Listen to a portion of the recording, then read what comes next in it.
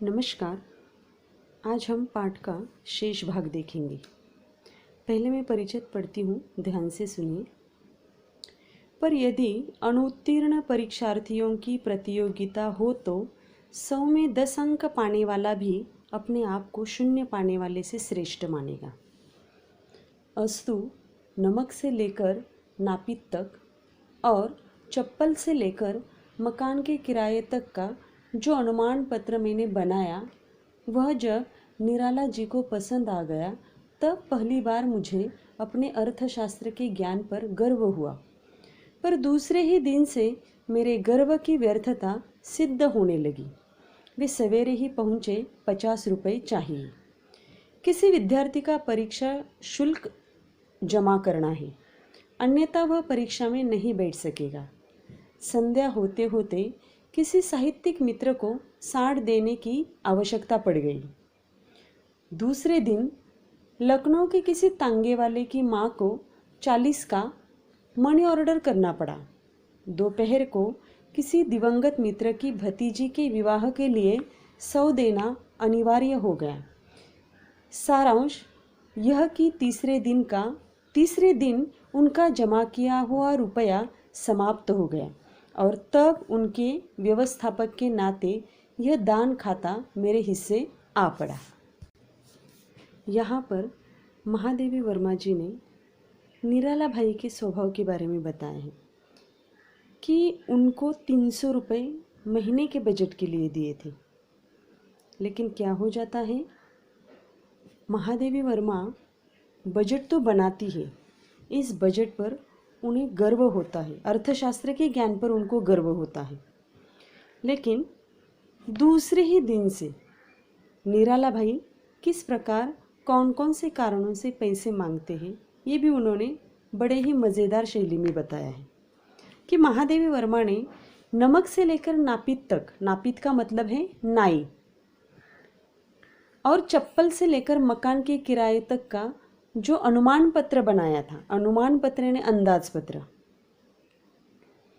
महादेवी वर्मा ने निराला भाई ने जो 300 रुपये दिए थे उसका अंदाज या अनुमान पत्र बनाया था, वो निराला जी को दिखाया था। उन्हें बहुत पसंद आया था और महादेवी वर्मा जी को भी अपने अर्थशास्त्र पर क्या हुआ, अर्थशास्त्र के ज्ञान पर गर्व हुआ। लेकिन क्या हुआ, सवेरे सवेरे ही निराला भाई लेखिका के पास आ गए, महादेवी वर्मा के पास आ गए और किसी विद्यार्थी का परीक्षा शुल्क भरना है, उसके लिए पैसे चाहिए, या फिर मेरे साहित्यिक मित्र है उसको 60 रुपये देने हैं, मेरी भतीजी है उसका विवाह है उसका 100 रुपये देने, मेरे दिवंगत मित्र की भतीजी, दिवंगत मतलब क्या है, स्वर्गवासी, मेरा जो दोस्त है उसकी भतीजी है, उसके विवाह के लिए मुझे 100 रुपये देने हैं। ऐसा करके 300 रुपये चले जाते हैं। सारांश क्या है, तीसरे दिन ही 300 रुपये समाप्त हो जाते हैं। अब आगे देखो, एक सप्ताह में मैंने समझ लिया कि यदि ऐसे औढ़रदानी को न रोका जावे तो यह मुझे भी अपनी स्थिति में पहुंचाकर दम लेंगे। तब से फिर कभी उनका बजट बनाने का दुस्साहस मैंने नहीं किया। यहाँ पर औढ़रदानी का मतलब है दान करने वाला, दुस्साहस यानी हिम्मत। लेखिका क्या कहती है कि मैंने फिर से कभी भी सूर्यकांत त्रिपाठी निराला जी का बजट बनाने का साहस या दुस्साहस मैंने नहीं किया।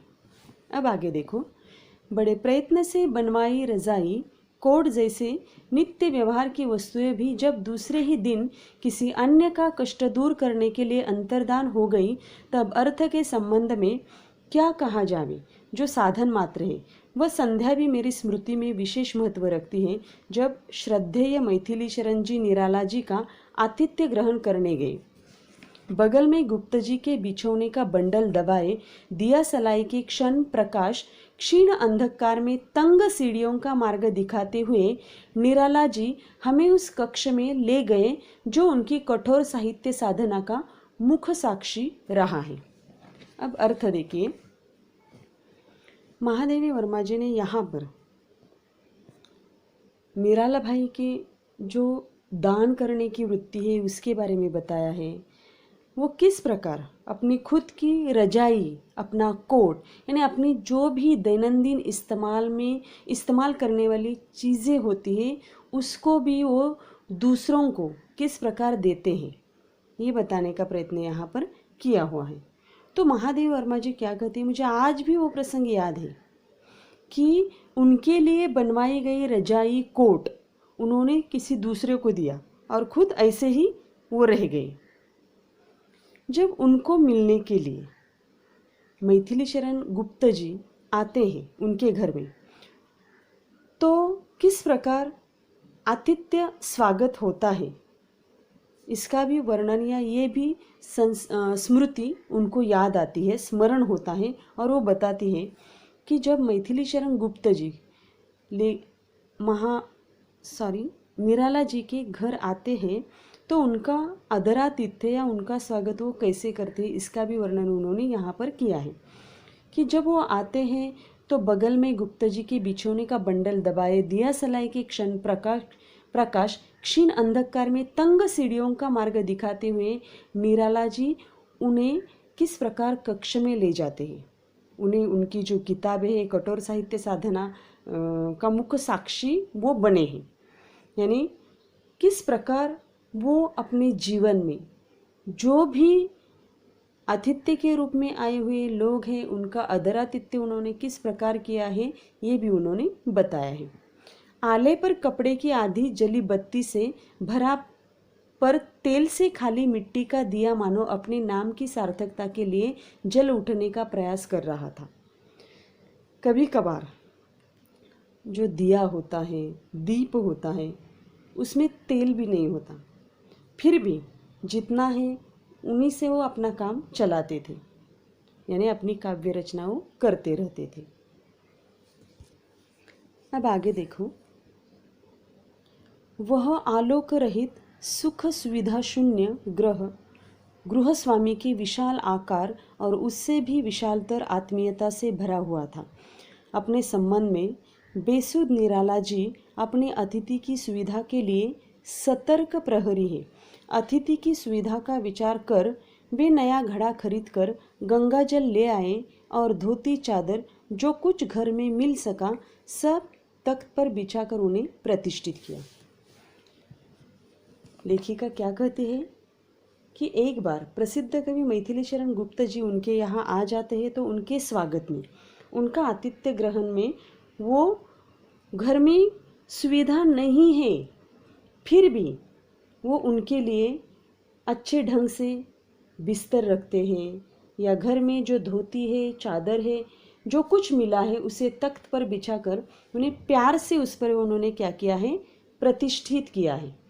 यानी अतिथि का सत्कार करने के लिए उन्होंने जो भी कमी है वो दूसरों से मांगकर, यानी लेखिका से मांगकर या कवित्री से मांगकर उन्होंने वो सारी चीज़ें अपने घर में लाई है और मैथिली शरण गुप्त जी का आदरातिथ्य या स्वागत अच्छे ढंग से किया हुआ है।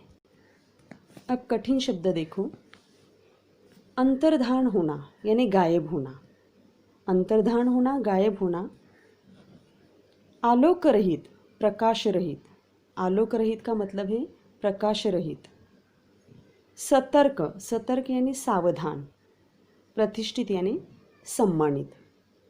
अब अगला परिचय देखिए, तारों की छाया में उस दोनों मर्यादावादी और विद्रोही महाकवियों ने क्या कहा सुना ये मुझे ज्ञात नहीं, पर सवेरे गुप्त जी को ट्रेन में बैठा कर वे मुझे उनके सुख शयन का समाचार देना न भूले।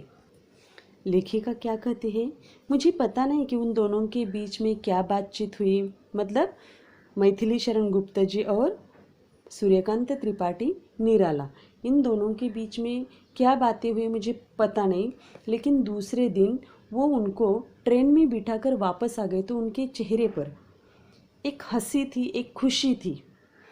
मतलब ट्रेन में बिठाकर वे मुझे उनके सुख शयन का समाचार देना न भूले, मतलब कैसी रात बीत गई, हमारे दोनों के बीच में क्या हो गया, ये सब उन्होंने उनको बता दिया। अब आगे देखो, ऐसे अवसरों की कमी नहीं जब वे अकस्मात पहुंचकर कहने लगे, मेरे इक्के पर कुछ लकड़ियाँ, थोड़ा घी आदि रखवा दो, अतिथि आए हैं, घर में सामान नहीं है। लेखिका क्या कहते हैं कि मेरी स्मृति में ऐसे अनेक प्रसंग हैं, कि ऐसे अनेक अवसर हैं कि जब भी वो अकस्मात आकर पहुंचते हैं और मुझे जो भी उनको चीज़ें लगती है वो मांगते हैं कि मेरे इक्के पर कुछ लकड़ियाँ हैं, यानी उन्होंने उनको लकड़ियाँ भी मांगी है, घी भी मांगा है। किस लिए? अतिथि का स्वागत करने के लिए, कि मेरे घर में अतिथि आए हैं, घर में सामान नहीं है, इसलिए वो लेखिका से सामान मंगवाते हैं। अगला परिचय देखिए, उनके अतिथि यहाँ भोजन करने आ जावे सुनकर उनकी दृष्टि में बालकों जैसा विस्मय छलक आता है। जो अपना घर समझकर आए हैं, उनसे ये कैसे कहा जावे कि उन्हें भोजन के लिए दूसरे घर जाना होगा। लेखिका क्या कहते हैं, जब वो अपने अतिथि को लेकर आते हैं और मैं उन्हें आमंत्रण देती हूँ कि मेरे यहाँ खाने के लिए आ जाओ, तो निराला भाई के चेहरे पर एक रौनक आ जाती है, उन्हें इतनी खुशी होती है, यानी बालकों जैसा उनका चेहरा, उस चेहरे का विस्मय झलक उठता है। जो अपना घर समझकर आए, ऐसा लेखिका उन्हें कहती है, तो उनसे ये कैसे कहा जावे कि उन्हें भोजन के लिए दूसरे घर जाना होगा। तो ऐसी मज़ेदार बातें लेखिका ने उनकी स्मृतियों में निराला भाई के प्रति है वो बताने का प्रयत्न किया है। तो इस प्रकार आज हम यहाँ तक ही रुकेंगे। अगली तासिका में हम जो शेष भाग है वो देखेंगे।